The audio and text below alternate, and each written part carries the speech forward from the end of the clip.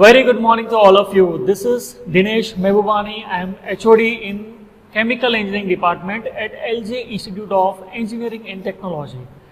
In this semester, I am going to teach you numerical methods in chemical engineering.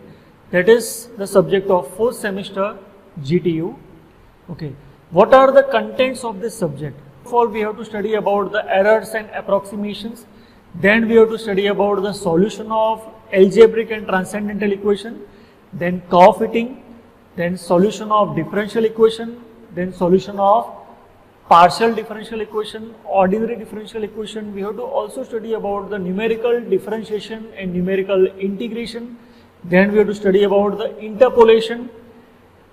In the next series of video lectures, we are going to see all of these in details, but let me tell you what is the basic difference between the normal mathematics and numerical methods. See, till now we have studied almost all type of mathematics, like we have studied differentiation, then integration, then matrices, how to solve the non-linear equation, how to solve the linear equation. Till now these things we have studied.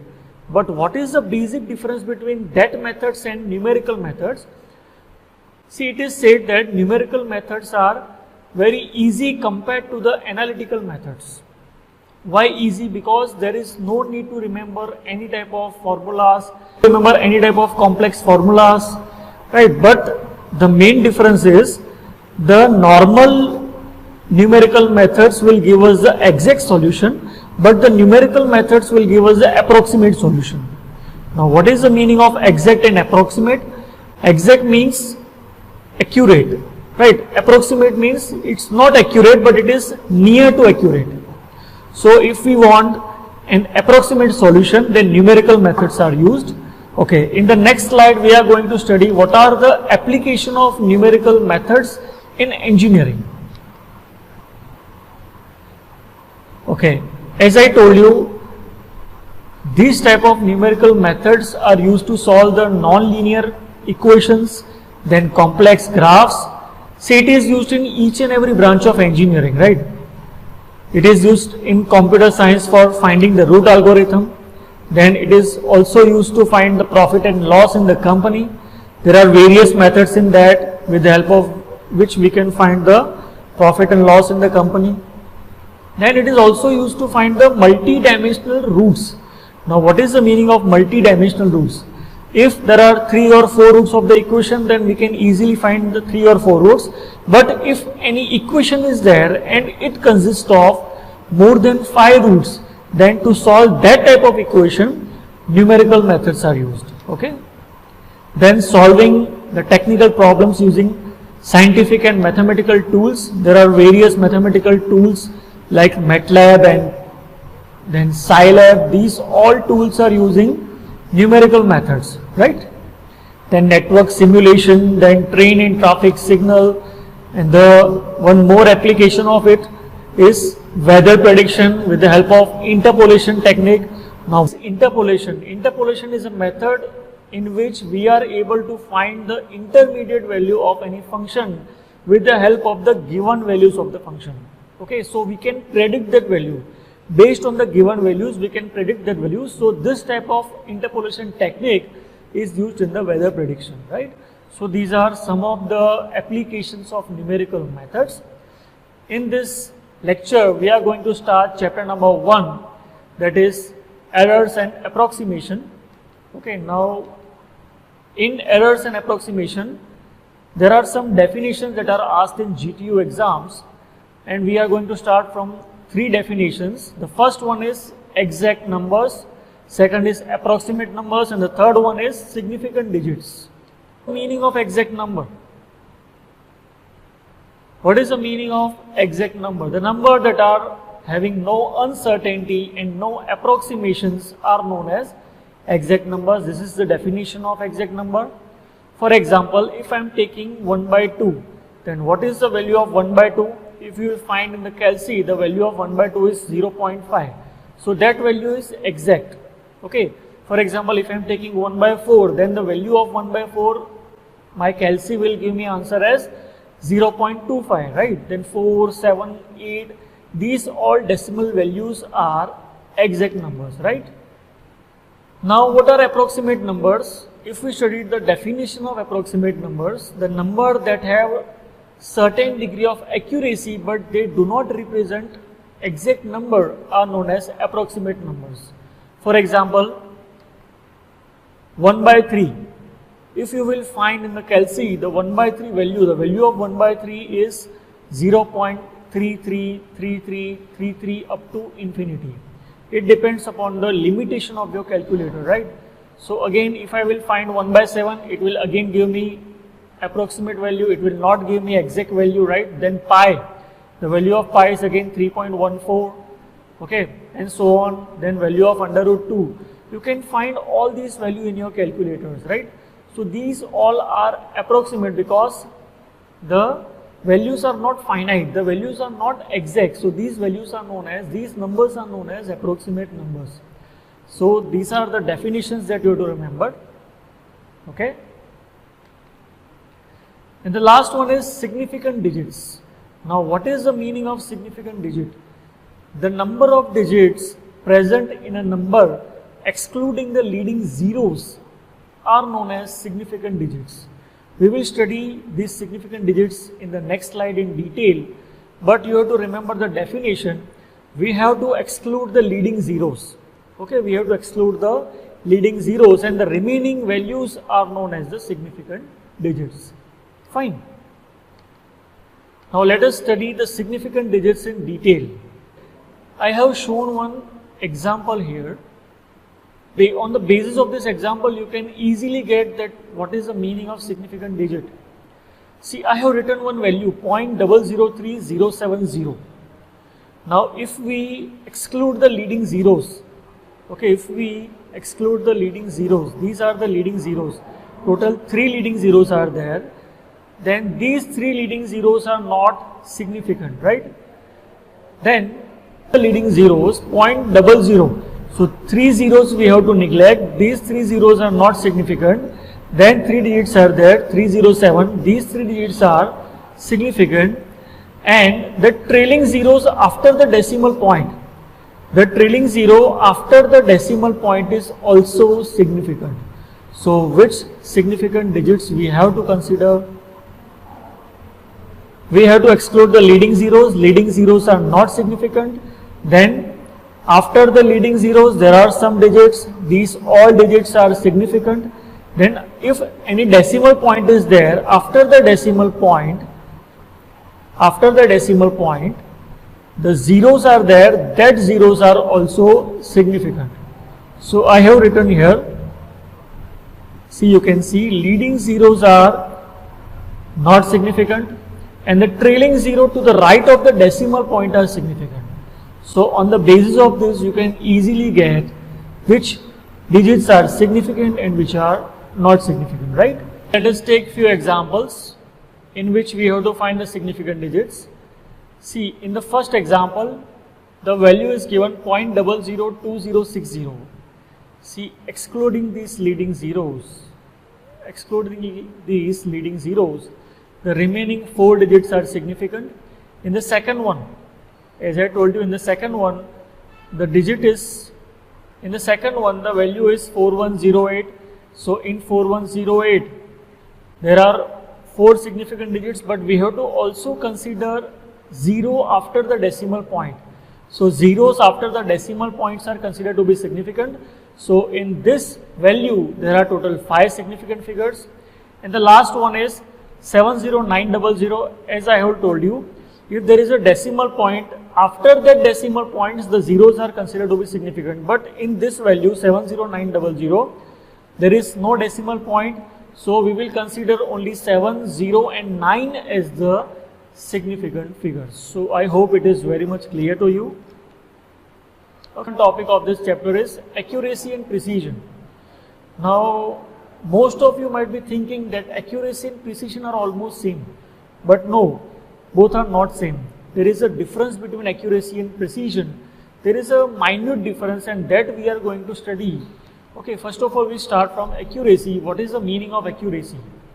See, if we see the definition, then definition says it is defined as how closely the measured value agrees with the true value.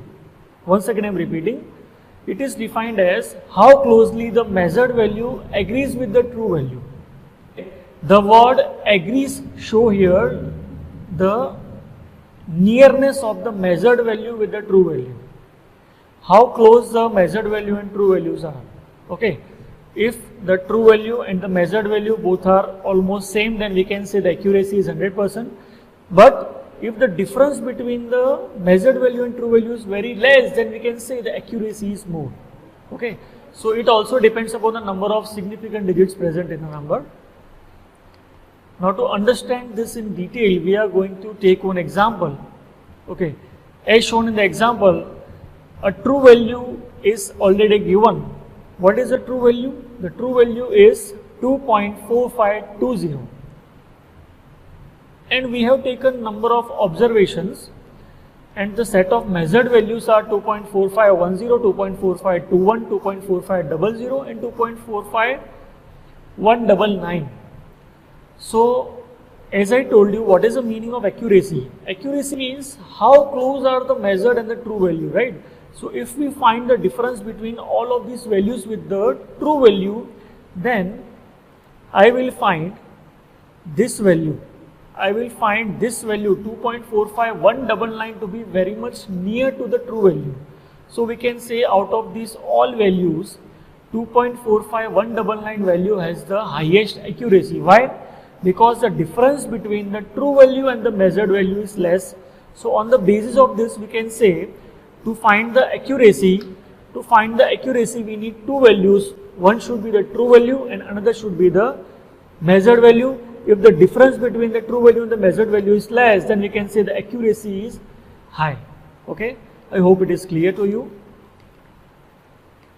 Now next is precision. Okay, you can see the definition. It is defined how closely the individual measured value agrees with each other.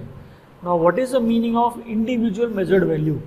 See, I am having a set of measured values and how closely they are related with each other. Okay, it is simply said that if the number of significant digits are more, then we can say the value is more precise. It is not related with accuracy, it is not related with the true value. We are not comparing it with the true value, we are comparing it with the measured values. Okay, so we can say it also depends upon the total number of significant digits present in a number. If the total number of significant digits are more, then we can say the precision is also more. Okay, I am giving you a set of measured values. You have to identify which value has the highest precision. Which value has the highest precision? Okay, you are having 2.451011. Just what you have to see, you have to see the number of significant digits. Out of these four values, we can easily say that this value, the last value, has highest number of significant digits. So we can say this value is more precise. See, remember, there is no comparison between true value and measured value. We are only comparing a set of measured values. Fine. So this is about accuracy and precision. These two topics are very much important for the exam point of view. Our next topic is chopping and rounding off. Now what is the meaning of chopping and rounding off? Let us study in detail. See, non-exact numbers can be approximated with a finite number of digits of precision in two ways, and that two ways are chopping and rounding off. Now what is the meaning of chopping? If any non-exact number is there. Non-exact number means what? For example, 1 by 3. So 1 by 3 is a non-exact number.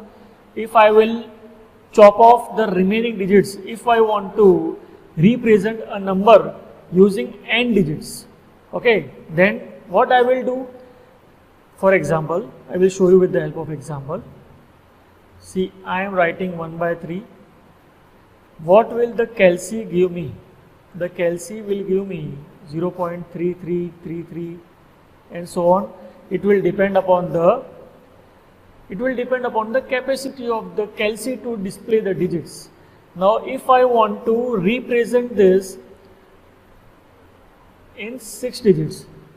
Okay, if I want to represent this number using 6 significant digits, then how I can write this?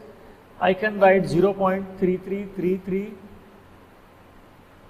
okay, and the remaining 3's, will be chopped off. Chopped off means we are neglecting that remaining digits, and this is known as chopping off. Fine, I hope it is clear to you. Then next comes rounding off. See, here I have given one example, the same example I have given. For example, 1/3 is to be represented using 7 digits, then it can be chopped as 0.57 times 3. 0.7 times 3. That means what? We are chopping off the remaining digits. Okay, so this was about chopping. Now what is the meaning of rounding off? See, rounding off can be done in two ways, rounding up and rounding down. Okay, see, round off of the nth digit can be done by examining the remaining digits, right? Rounding down and rounding up. Okay, these are the two methods through which we can do rounding off. Rounding down means what? If n plus 1th digit is less than 5, then we have to leave all the digits after nth digit. See this with the help of one example.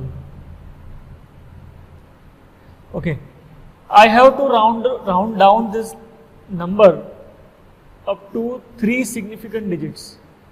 Now 3 significant digits means what? We have to round down this number till 3 significant digits. So this is my nth digit and this is my n plus 1th digit. Okay, so if I want to round down this number, then here it is written, if n plus 1th digit is less than 5, then we have to leave all the digits after nth digit. We have to leave all the digits after nth digit. So here 5 is my nth digit, 2 is my n plus 1th digit. So what I will do? I will check this. Here 2 is less than 5. So what will happen? We have to neglect all these digits. So my round down will be 2.45 up to 3 significant digits. Similarly, rounding up. What is the meaning of rounding up? If my n plus 1th digit is greater than 5, then I have to add 1 in the nth digit. Let us take one example. See, a number is given 2.45239. This is my n plus 1th digit and this is my nth digit. So how I can round up this? See, if n plus 1th digit is greater than 5, so it is 9. So I have to add 1 in the nth digit. So my number will be 2.4524. Okay, 2.4524.